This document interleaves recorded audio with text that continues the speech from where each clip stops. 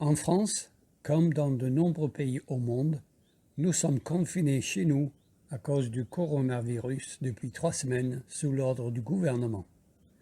Certains d'entre nous avons du temps et je pensais donc en profiter pour vous envoyer 3 vidéos pour vous faire passer ce temps et j'espère aussi pour vous instruire bibliquement. Mon point de départ est que la Bible est un mode d'emploi divin pour notre vie et qu'elle a donc des choses à dire sur tous les aspects de notre vie. Elle a des choses à dire sur notre vie individuelle, notre vie familiale et notre vie collective.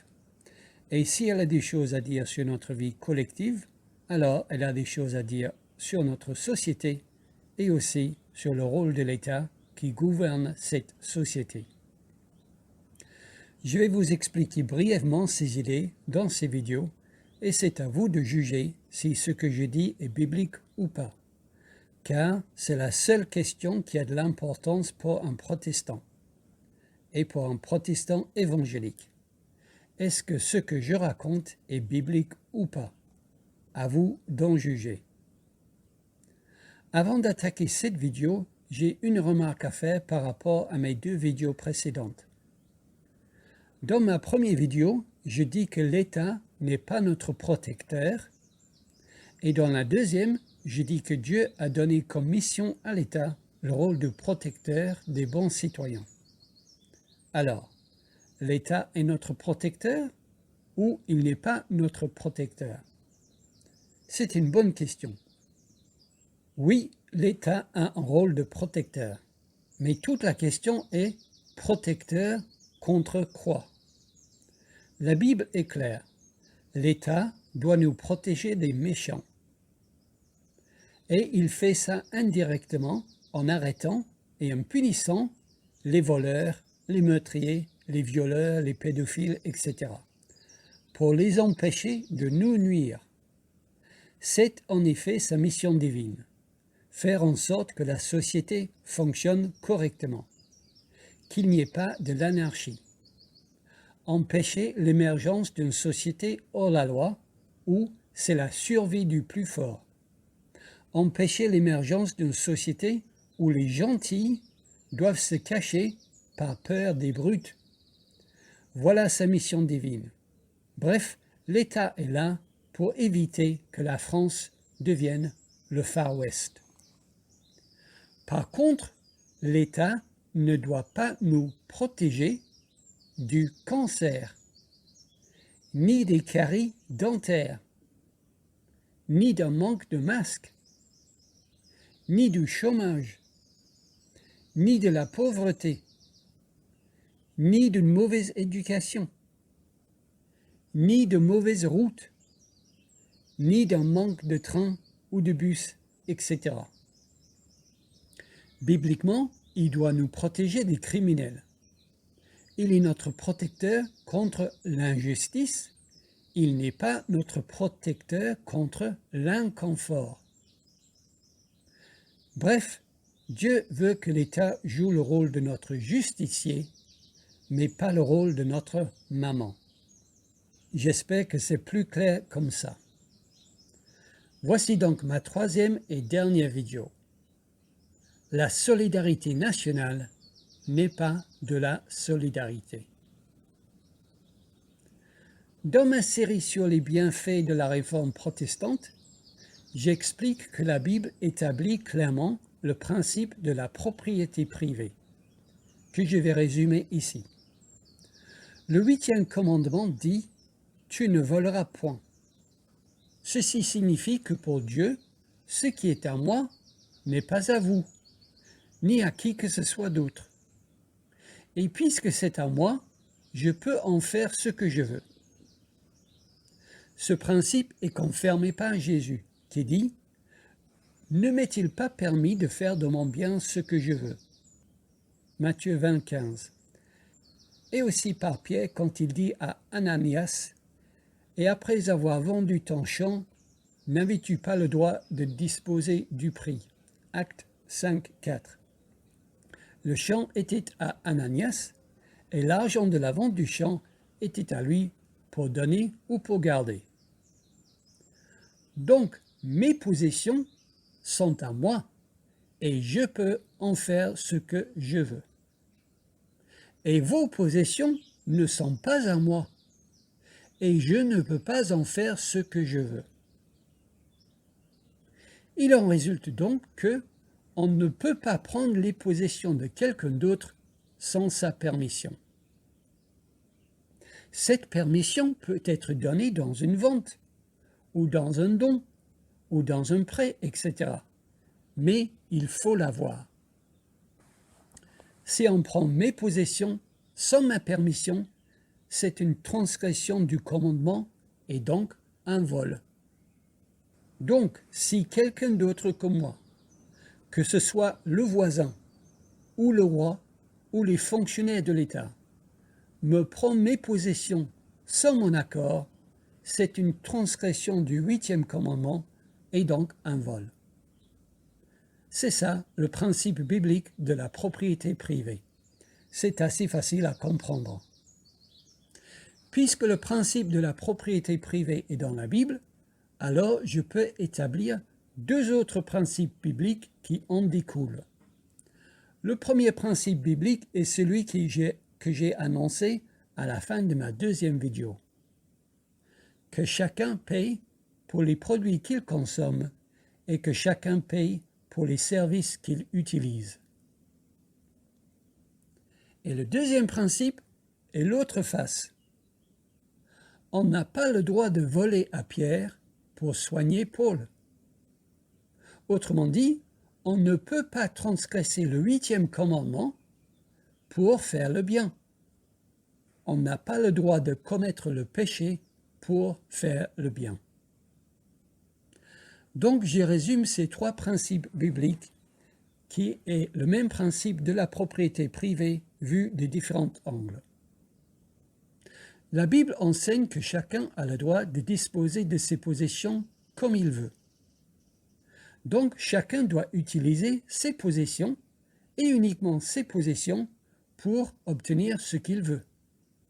Donc on n'a pas le droit de prendre les possessions de Pierre sans son autorisation pour acheter des choses à Paul. C'est, je crois, un bon principe biblique à appliquer à toutes nos démarches et actions, et aussi aux démarches et aux actions de l'État. On n'a pas le droit de voler de l'argent à Pierre pour soigner Paul. On n'a pas le droit de commettre le péché pour faire le bien. On n'a pas le droit de voler pour aider. Par exemple, si pour pouvoir acheter des médicaments nécessaires pour soigner un ami, je braque une banque ou je cambriole une vieille dame, je ne fais pas une bonne action quand j'achète ces médicaments à mon ami. On n'a pas le droit de voler de l'argent à Pierre pour soigner Paul. Ce fait paraît évident. Et pourtant, la plupart des chrétiens évangéliques français avec qui je discute ne le croient pas en pratique. Ils le croient en théorie quand c'est présenté comme je viens de le faire, mais ils ne le croient pas en pratique, car dans la pratique, ils soutiennent le contraire. Oui, les chrétiens évangéliques français soutiennent, dans leur grande majorité, une pratique qui enfreint les trois principes bibliques que je viens d'annoncer. Les évangéliques français soutiennent la transgression du 8e commandement. Ils approuvent le vol. Et je vais vous le prouver maintenant. Et pour le prouver, il est donc temps pour moi, dans cette vidéo, de faire éclater un grand mythe français. Ce mythe est ce que les sécularistes appellent la solidarité nationale. La solidarité nationale. On parle souvent, et surtout en ce moment, de la solidarité nationale. La solidarité nationale, c'est l'idée que les membres les plus favorisés de la société aident les membres les moins favorisés. La solidarité nationale, c'est donc tout simplement l'idée d'aider son prochain, n'est-ce pas? La solidarité nationale, c'est la charité chrétienne sous un autre nom, n'est-ce pas? Eh bien non, pas du tout, pas du tout. La solidarité nationale n'a rien à voir avec l'idée biblique d'aider son prochain. La solidarité nationale n'a rien à voir avec la charité chrétienne. Dire que la solidarité nationale est comme la charité chrétienne, c'est comme dire que la loi de Moïse est comme l'évangile de Jésus-Christ. Dire que la solidarité nationale est comme la charité chrétienne, c'est comme dire que la loi de Moïse est comme l'évangile de Jésus-Christ. Au contraire, la solidarité nationale est une transgression du 8e commandement. La solidarité nationale, c'est le contraire d'aimer son prochain. Car si les mots ont un sens, un acte de solidarité est un acte qu'on décide de faire pour aider quelqu'un dans le besoin.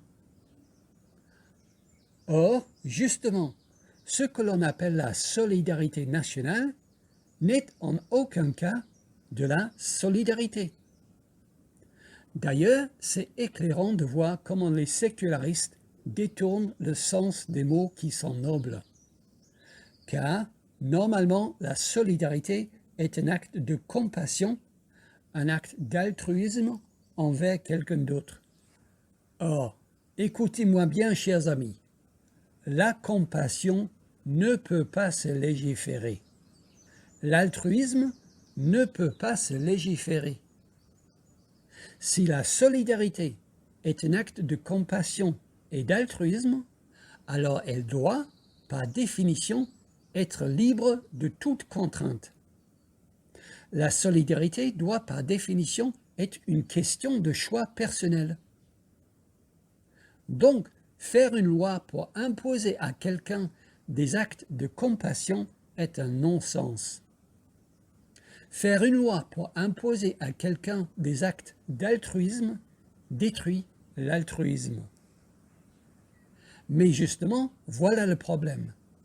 Ce que l'on appelle la solidarité nationale n'est pas libre de toute contrainte. Elle n'est en aucun cas un choix personnel. Au contraire, elle est obligatoire. La solidarité nationale s'exerce par la force de la loi. Et une action de solidarité et une action faite sous la contrainte de la loi sont antinomiques. Une action de solidarité et une action faite sous la contrainte de la loi sont aussi éloignés les uns des autres que la loi et la grâce. Les athées ne comprennent pas cette idée simple, car ils ne comprennent ni la compassion, ni l'altruisme, ni la grâce. Ils pensent qu'on peut légiférer les trois, et c'est ce qu'ils ont fait. Ce qui est dommage est que les chrétiens évangéliques, de qui on attend mieux, ont avalé ce couleuvre. Amis chrétiens, réfléchissez. Quelle idée absurde, une loi qui nous impose la compassion. Quelle idée absurde, une loi qui nous impose des actions de grâce. Car, soyons clairs, la solidarité nationale de l'État dit « Nous prendrons vos possessions, que vous soyez d'accord ou pas ». La solidarité nationale de l'État dit « Ce qui est à vous est aussi à nous ». La solidarité nationale de l'État dit « Il ne t'est pas permis de faire de ton bien ce que tu veux. Il nous est permis de faire de ton bien ce que nous voulons. » La solidarité nationale de l'État dit « Tu n'avais pas le droit de disposer du prix de ce champ. Nous avons le droit de disposer du prix de ce champ et nous en prenons un pourcentage et nous vous laissons le reste. » Bibliquement, cette pratique constitue une transgression du 8e commandement. C'est donc un vol. La solidarité nationale, c'est le contraire d'aimer son prochain. Car on ne peut pas choisir qui est son prochain. Le pauvre est notre prochain, mais le riche aussi est notre prochain. Et voler à son prochain n'est pas la même chose qu'aimer son prochain.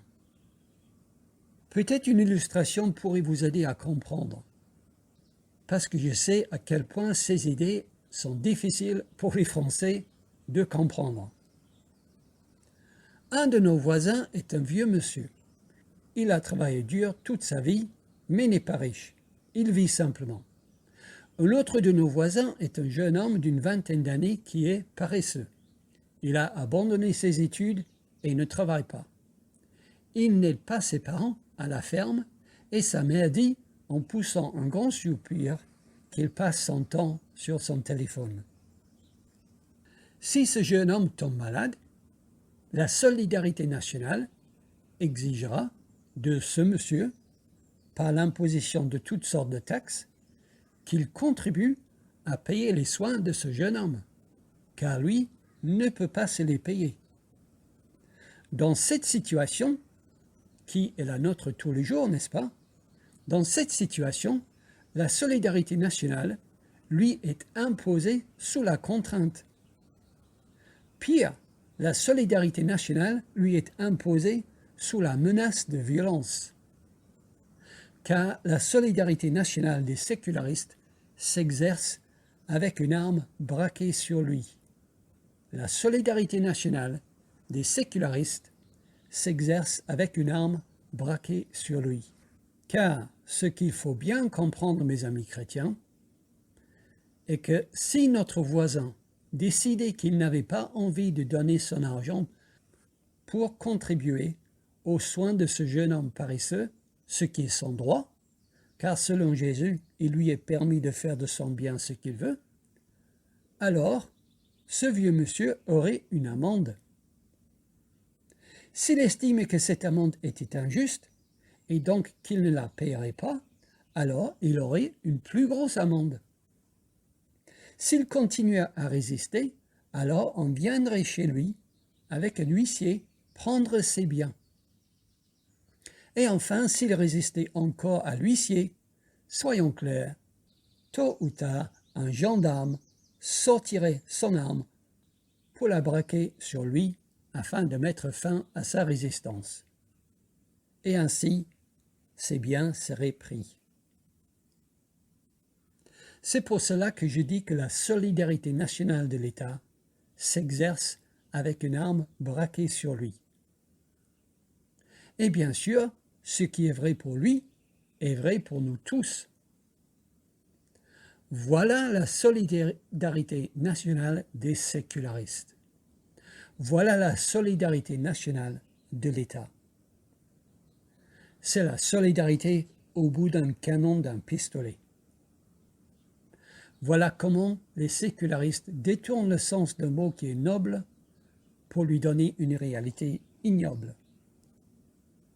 Et pourtant, il y a des chrétiens évangéliques qui trouvent ce système de sécurité sociale excellent. Ils le louent constamment. Ils disent que nous avons de la chance de vivre en France, que nous avons le meilleur système de santé au monde et que cette crise nous montre que nous avons besoin d'un État encore plus fort. Cependant, ce qui est curieux est que quand on ne parle plus de services, mais de biens, tout le monde trouve la même pratique très injuste. Imaginons donc ce même jeune homme dans un magasin. Il veut s'acheter des courses, mais n'a pas assez d'argent. Le vieux monsieur entre dans le magasin et le propriétaire du magasin lui dit « Vous là, achetez ces courses à ce jeune, car il n'a pas assez d'argent et vous en avez. » Le vieux monsieur lui dirait « Non, s'il veut ses courses, qu'il les achète lui-même, comme moi je dois le faire. Ce n'est pas à moi de lui payer ses courses. » Et là, le propriétaire sort un pistolet, le braque sur lui et dit « Donnez-moi de l'argent pour lui payer ses courses maintenant. Sinon... » Là, ces mêmes chrétiens trouveraient que le propriétaire n'avait aucun droit d'exiger que le vieux monsieur paye les courses du jeune. Cependant, prendre cette idée et la transférer à l'échelle nationale et appeler ça la solidarité nationale, et tout le monde, même les chrétiens, trouve l'idée non seulement géniale, mais juste. Mais moi, je dis que selon Jésus et Pierre, cette pratique est injuste. Non, bibliquement, on n'a pas le droit de faire le bien en commettant le péché. On n'a pas le droit de voler de l'argent à Pierre pour le donner à Paul. L'État n'a pas le droit de voler ses citoyens pour soigner ses citoyens. Car prendre les biens de quelqu'un sans sa permission, c'est un vol dans la Bible, même quand c'est fait au nom de l'État. J'en veux pour preuve que, selon Dieu, tout chef d'État qu'il était, Achab n'avait pas le droit de prendre la vigne de Naboth, car la vigne de Naboth était la propriété privée de Naboth, et donc protégée par le 8e commandement. Et ni le roi, ni les fonctionnaires de l'État ne sont au-dessus des commandements de Dieu. D'ailleurs, dans 1 Samuel 8, Dieu nous met en garde concernant le vol à l'échelle nationale.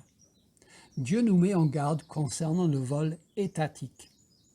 Le peuple d'Israël exige un roi pour être comme les autres nations. Dieu dit à Samuel de leur donner un roi, mais avant, Dieu les met en garde contre les péchés de leur futur roi.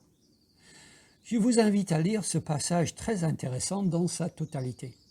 Mais force est de constater que quand Dieu les met en garde, il dit ceci. Il prendra la meilleure partie de vos champs, de vos vignes et de vos oliviers. Il prendra la dîme du produit de vos semences. Et il prendra la dîme de vos troupeaux. Donc, Dieu met en garde le peuple contre les impôts que leur futur roi les prendra par la force. Dieu pense donc que c'est un péché pour le roi de prendre la dîme, 10% des biens du peuple, car c'est du vol. Le roi, donc l'État, n'est pas au-dessus de la loi de Dieu. Le roi, donc l'État, n'a pas le droit de prendre ce qui est à vous sans votre permission. Dieu a ce droit, pas l'État. De plus, ce qui est intéressant à noter ici est que la dîme était déjà réservée à Dieu. Israël devait déjà donner 10% à Dieu. Un État qui prend 10% à son peuple par la force se met donc à l'égal de Dieu. Que dire alors de l'État français qui prend bien plus de 10% en impôts et taxes à ses citoyens? Dieu prenait 10% à son peuple, mais l'État français est beaucoup plus important que Dieu, n'est-ce pas? L'État français prend jusqu'à 45% d'impôts sur le revenu à ses citoyens, sans compter les autres taxes comme la TVA et les autres prélèvements. Mais l'État français est encore plus impie que cela, car non seulement il prend bien plus de 10% par la force à ses citoyens actuels, mais il prend aussi de l'argent à ses citoyens qui ne sont pas encore nés. Et oui, il n'y a rien qui l'arrête. Il n'a vraiment aucune honte. Et hélas, il y a des chrétiens évangéliques qui trouvent cette pratique très bien. Je m'explique. J'entends aux infos que pour pallier aux effets économiques de cette crise, l'État prévoit un déficit cette année de 112% du PIB. La dette était déjà d'environ 99% du PIB et cette année, l'État a besoin d'emprunter beaucoup d'argent à cause de la crise et donc nous allons dépasser le taux symbolique de 100% d'endettement pour arriver approximativement à un taux d'endettement de 112% du PIB. C'est comme si je devais une somme d'argent à la banque qui est plus élevée que tous mes revenus annuels, et en plus de cela, chaque jour, j'emprunte de l'argent pour pouvoir manger et me loger. Jour après jour, ma dette augmente. Tout le monde dirait que je suis un père et un mari irresponsables, que je cours à la catastrophe et que j'emmène ma famille avec moi, qu'il faut vite arrêter les dégâts, réduire drastiquement mon train de vie, n'est-ce pas? Mais quand c'est l'État qui le fait, on trouve ça intelligent. Or, il y a peut-être une argumentation recevable tout de suite qui dit que puisque l'État nous empêche de gagner notre vie, c'est à l'État de pourvoir à nos besoins. Mais mon discours est beaucoup plus général ici que cela, car le taux d'endettement de la France ne date pas de cette année. Le taux d'endettement de la France ne date pas de cette crise. Toutes les pratiques et tous les services de l'État-providence nécessitent cet endettement. Toutes les pratiques et tous les services de l'État-providence nécessitent cet endettement. C'est une façon très égoïste de se comporter, car ne soyons pas naïfs, quelqu'un devra payer cette dette. Quelqu'un devra payer cette dette.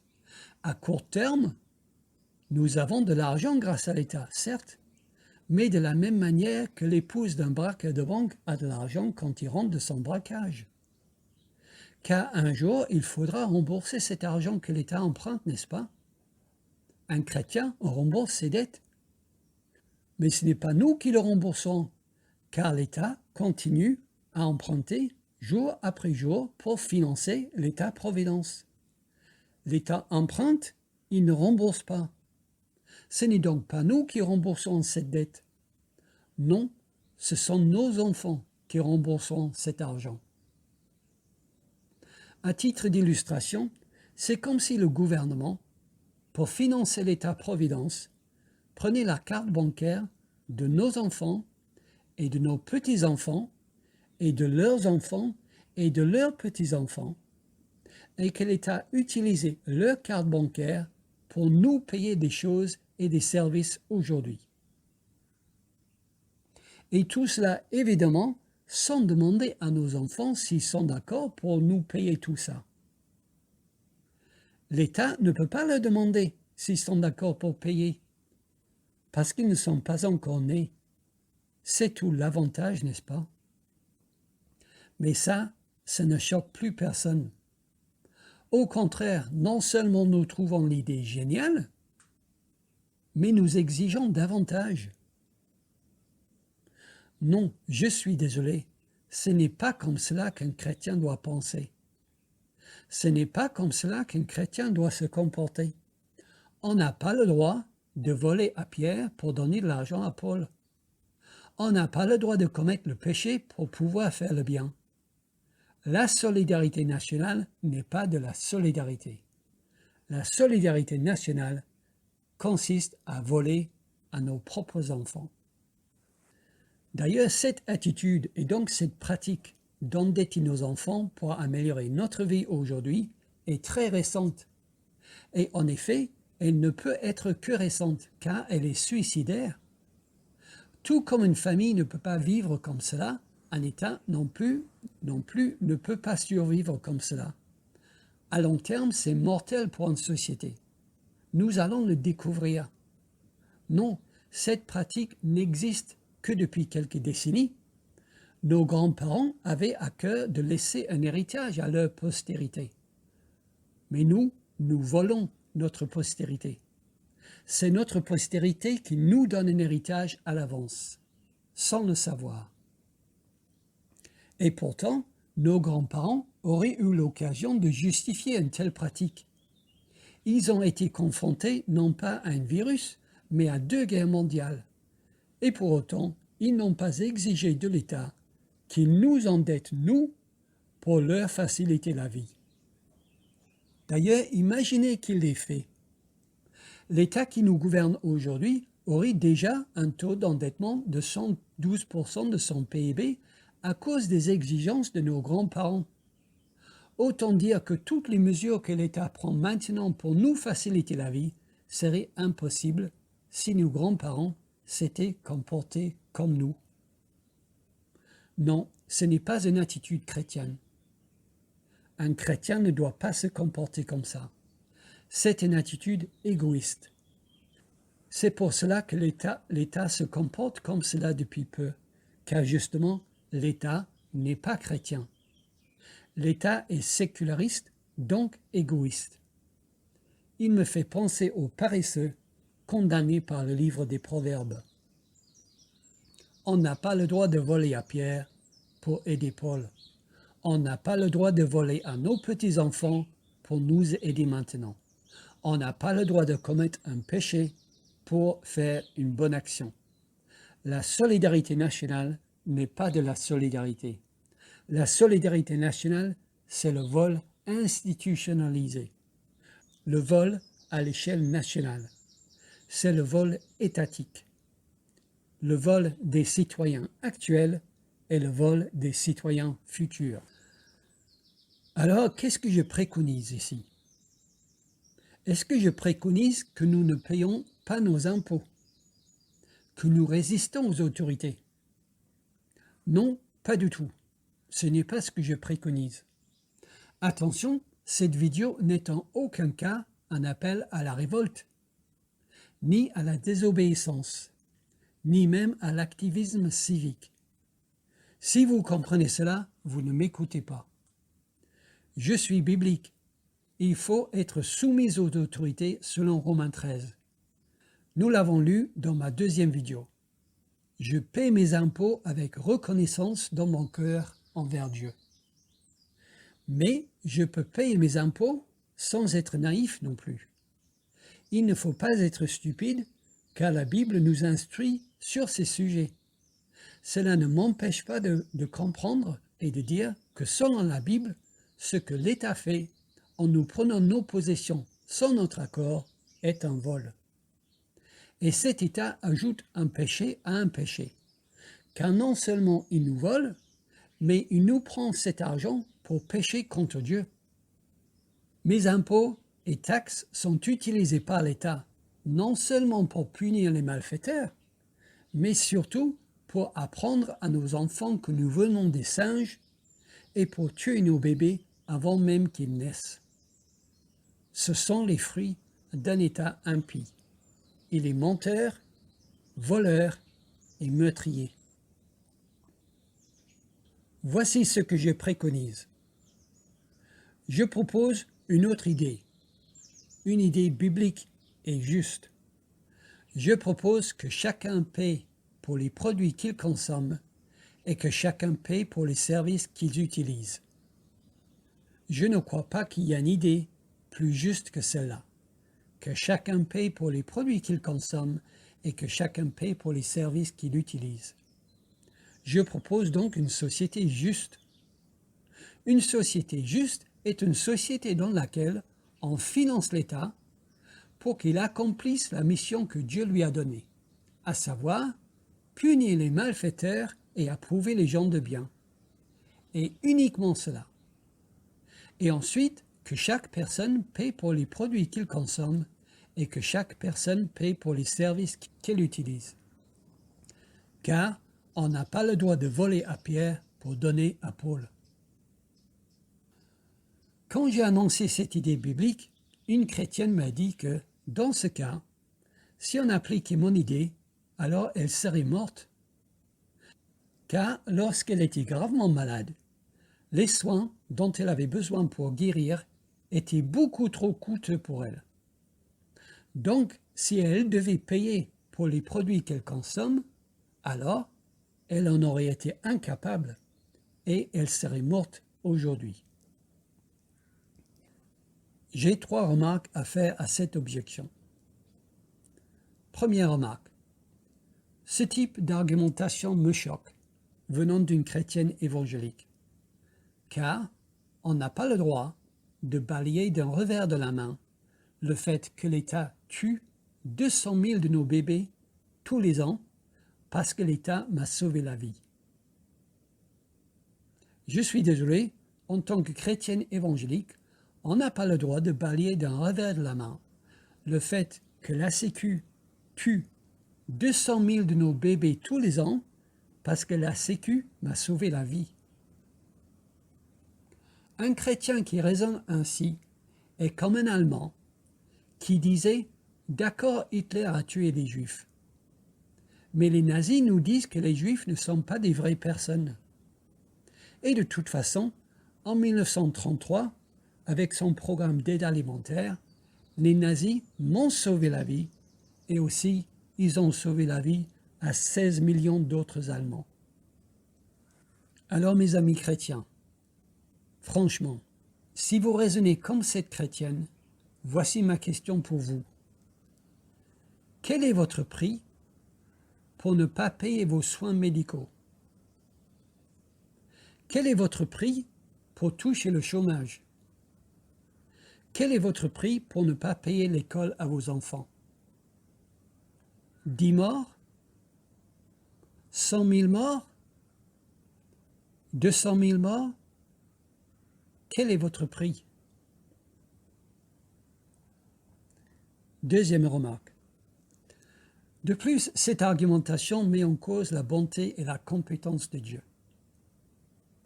Car si Dieu ne confie pas à l'État la santé de ses citoyens, mais que nous estimons que l'État doit prendre en charge la santé de ses citoyens, alors nous mettons en cause indirectement la bonté et la compétence de Dieu. Car, comme je l'ai déjà dit, Dieu a un peu d'expérience dans la création et la gestion d'un pays. Et jamais, à aucun moment, Dieu n'a trouvé bon de dire aux Israéliens d'instaurer un système de sécurité sociale. Au contraire, nous avons vu que Dieu met en garde son peuple contre le vol étatique. Non, ce n'est pas comme cela qu'un chrétien évangélique doit argumenter. Toute argumentation à partir de notre expérience est à bannir. La seule argumentation que je peux accepter contre ma position est une argumentation biblique. Troisième remarque. Ceci dit, même si ces argumentations négatives suffisent pour réfuter l'objection de cette chrétienne, j'ai aussi des argumentations positives contre son objection. Car la société que Dieu préconise est la meilleure société. J'ai répondu à cette sœur en Christ que non, elle ne serait pas morte, car Dieu n'est pas stupide. Dans la société que Dieu veut, elle aurait pu avoir les mêmes médicaments, mais en les achetant elle-même. Et elle aurait pu avoir les mêmes services, mais en les payant elle-même. Car ce qu'il faut bien comprendre est que, puisque, selon la Bible, les impôts et les taxes que l'État a le droit de nous prendre sont limités à payer ses fonctionnaires pour punir les malfaiteurs, un État biblique ne lui prendrait pratiquement rien du tout en impôts et en taxes. Un chrétien américain a calculé que les taxes et les impôts prélevés par un État biblique sur ses citoyens s'élèveraient à quelques euros par an et par personne. Attention, je ne parle pas ici uniquement d'impôts sur le revenu, mais de toutes les taxes et les prélèvements que l'État prendrait pour fonctionner selon les critères bibliques. Cette somme prélevée permettrait à un État de punir les malfaiteurs et approuver les gens de bien, en finançant des juges. Cette somme est l'équivalent d'un demi-cycle que les Israéliens donnaient à l'Éternel, que nous voyons dans Exode 30. Et ils donnaient cette somme pour le fonctionnement de l'État d'Israël. Voilà l'impôt qu'un Israélien devait payer dans la société que Dieu a créée. Notons dans ce passage que riches et pauvres payaient la même somme.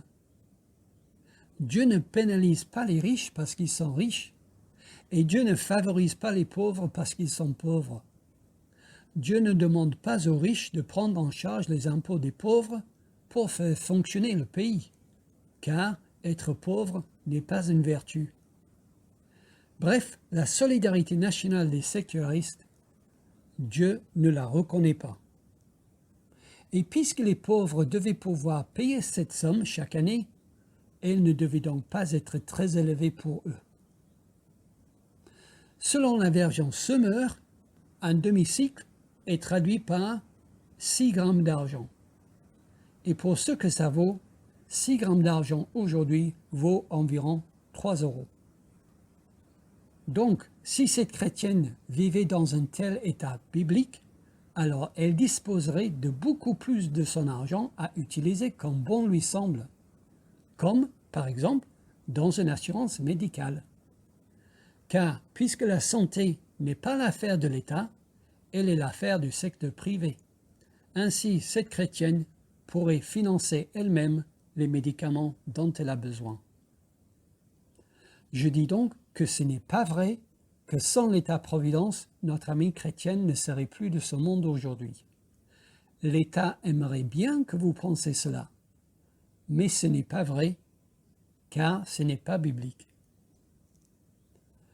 Je dis que chacun paie pour les produits qu'il consomme et que chacun paie pour les services qu'il utilise.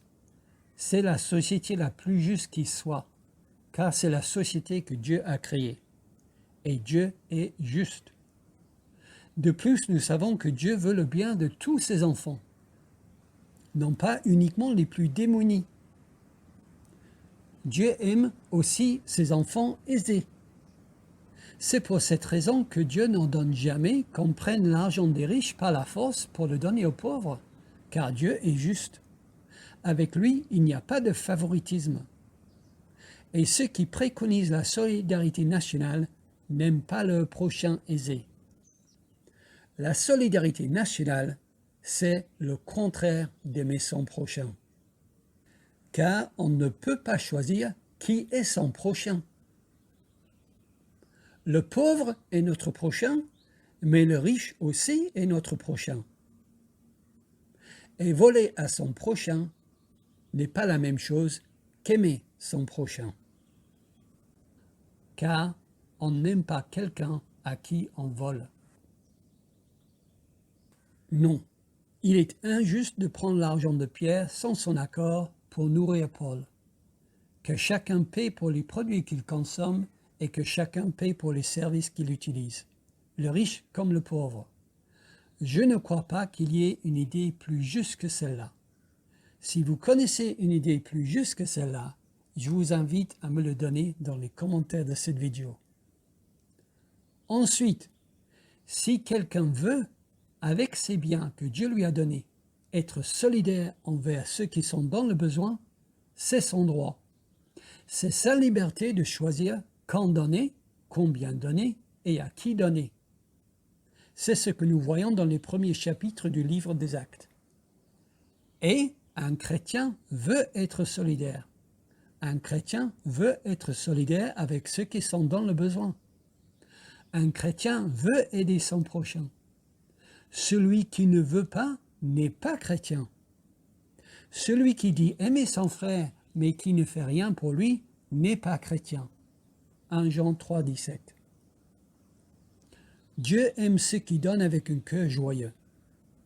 Amis chrétiens, donnez beaucoup, à tous, avec joie et reconnaissance envers ce Dieu qui nous a tout donné. Ainsi donc, pendant que nous en avons l'occasion, pratiquons le bien envers tous et surtout envers les frères en la foi. Galates 6, 10. Nous avons reçu gratuitement, donnons gratuitement. Matthieu 10. Ça, c'est la solidarité. C'est tout simplement la charité chrétienne. Cette charité-là est extrêmement généreuse. Elle a fait ses preuves, car la charité chrétienne a fondé des centaines de milliers d'hôpitaux, d'orphelinats et d'écoles à travers le monde. Ça, c'est l'amour de son prochain. Je donne aux pauvres sans voler aux riches. Je donne aux pauvres sans voler aux riches. Pas mal comme idée, n'est-ce pas? Je ne crois pas qu'il y ait une idée plus juste que celle-là. Je donne aux pauvres sans voler aux riches. Donc, je reviens à mes deux voisins. Voici un meilleur scénario. Imaginez la même scène dans le magasin entre mes deux voisins. Le vieux monsieur et le jeune homme. Mais cette fois-ci, le vieux monsieur est un chrétien. Et il voit que le jeune homme est à la caisse avec sa caddie, mais qu'il n'a pas assez d'argent pour payer le contenu de sa caddie. Et le vieux monsieur décide, par amour chrétien, librement, de lui payer ses courses. Voilà de la solidarité, la vraie. Dans un tel scénario, le vieux monsieur a une occasion de faire briller sa lumière devant les hommes, afin qu'ils voient ses bonnes œuvres et qu'il glorifie son Père qui est dans les cieux. Matthieu 5, 16. Autrefois, l'Église avait ce rôle. Elle donnait à manger aux pauvres. Elle s'occupait des malades, des veuves et des orphelins. Ainsi, elle glorifiait Dieu. Les hôpitaux, les orphelinats sont nés comme cela. Mais l'État-providence lui a arraché ce rôle en remplaçant l'Église dans sa mission. Car toute la gloire doit revenir non pas à Dieu, mais à l'État, n'est-ce pas? Toute la gloire doit revenir à l'État, car César veut être adulé et ne supporte pas de concurrents. Il n'y a que l'athéisme qui peut appeler solidarité le fait d'être obligé de donner de ses biens sous la menace d'une arme. Car l'athéisme avilit tout. Mais le chrétien biblique sait que ce que les sécularistes appellent la solidarité nationale est en réalité la coercion nationale. Ces athées ont pris une idée biblique très belle, l'amour de son prochain, et ils en ont fait une loi, une contrainte, que dis-je, une menace. La solidarité nationale, c'est la grâce sous la menace. La solidarité nationale, c'est la grâce sous la menace. L'athéisme avilit tout. Ils ont observé les chrétiens à l'œuvre et ils ont admiré leurs excellents fruits. Et donc, en tant que bons athées, ils ont pointé leur arme sur tous les autres en disant « faites comme eux ». Ils ont observé les chrétiens à l'œuvre et ils ont admiré leurs excellents fruits, les hôpitaux, les orphelinats, l'aide aux pauvres. Et donc, en tant que bons athées, ils ont pointé leur arme sur tous les autres en disant « faites comme eux ». Si vous voulez être libre, faites comme eux. Si vous ne faites pas comme eux, nous vous enfermerons. Ce sont des brutes. Ils n'ont rien compris. C'est comme jeter des perles devant des porceaux. Voilà la solidarité nationale de l'État. Conclusion. Quelqu'un m'a dit, ça sert à quoi de nous dire tout ça? Ça sert à quoi de nous dire tout ça? Eh bien, ça sert à vous dire ce qu'enseigne la Bible. Un chrétien, évangélique surtout, doit savoir ce que la Bible dit. Après, à vous d'examiner toutes choses et de retenir ce qui est biblique et de rejeter le reste. Et je tiens à dire, au cas où vous me prendrez pour un illuminé, que je suis peut-être le seul évangélique en France à croire ces idées, mais que je ne suis pas du tout le seul évangélique à les croire. Il y a des centaines de milliers de chrétiens évangéliques anglophones qui croient comme moi. Oui, mais on me dit souvent, en France, on n'a pas le choix que de se faire soigner et éduquer par l'État. En effet, en France, l'État est omniprésent. C'est justement ça, un État-providence. Mais bien que je m'adresse essentiellement à mes frères et sœurs français ici, j'ai aussi des abonnés dans les pays africains, où l'État-providence n'a pas encore tissé sa toile d'araignée. Je les encourage à apprendre de nos erreurs. Mais même pour la France, c'est quand de nouvelles idées arrivent et se propagent que les sociétés changent. De toute façon, ce compteur montre que la situation actuelle est suicidaire. Rien que sur un plan financier, on ne peut plus continuer comme ça. À cause de l'État-providence, la France a une dette grande comme ça. Je ne sais même pas comment on dit un nombre pareil. Tous les jours, notre dette s'amasse. Un jour, il faudrait payer. Et là, l'État-providence s'écroulera comme un château de cartes. Et à ce moment-là, il faudrait proposer un autre modèle de société. Je trouve que celle que nous proposons n'est pas mal. Car, comme je l'ai déjà dit, Dieu a un peu d'expérience dans la création et la gestion d'un pays, n'est-ce pas? Chrétiens évangéliques, réveillez-vous.